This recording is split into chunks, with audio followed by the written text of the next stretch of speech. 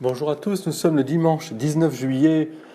Traditionnellement, dans la liturgie, le Seigneur emploie des images de la nature et spécialement de la nature agricole, de ses moissons, de ses champs remplis de blé où croissent aussi l'ivraie et le bon grain. Il y a une leçon extraordinaire d'ailleurs dans la nature parce que la nature nous montre combien il faut être juste, c'est-à-dire ajusté dans nos jugements, dans notre façon de nous comporter, dans notre façon même de réagir face au mal. Regardez la nature, les mauvaises herbes comme les bonnes herbes y croissent.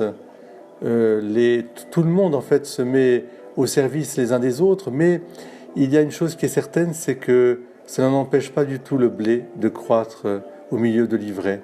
Et le Seigneur nous le rappelle en nous disant, de même que le moissonneur va aller chercher le bon grain, donc le blé, et va laisser de côté l'ivraie, il va soigneusement séparer, et bien de même vous aussi, soyez aussi des gens qui distinguent d'abord que l'être humain et notre destinée l'être humain est fait pour Dieu, est capable de Dieu, tout être humain.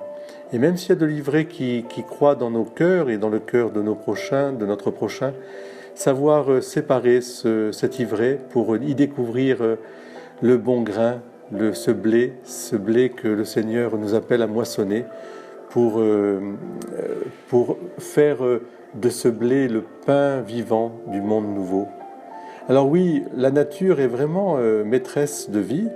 Elle nous apprend à être patient, à accepter aussi cette lenteur qui est forme de sagesse suprême, ce cycle aussi un peu des saisons, cette attente de la croissance, de la fécondité de la croissance.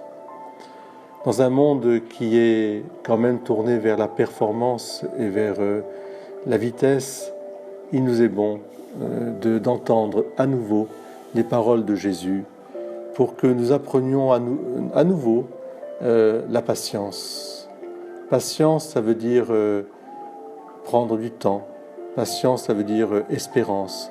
Patience, ça veut dire aussi délicatesse et soin extrême pour séparer justement l'ivraie du bon grain et ne jamais confondre le blé avec l'ivraie. Quoi que le mal puisse faire, la création est bonne, la créature est belle et l'homme est très bon, comme l'a dit Dieu dans le récit de la création. Alors je vous souhaite un très beau dimanche. Profitez bien de la nature aussi, profitez de vos familles et faites croître le bon grain pour qu'il donne 100 pour 1. Joyeux dimanche à tous!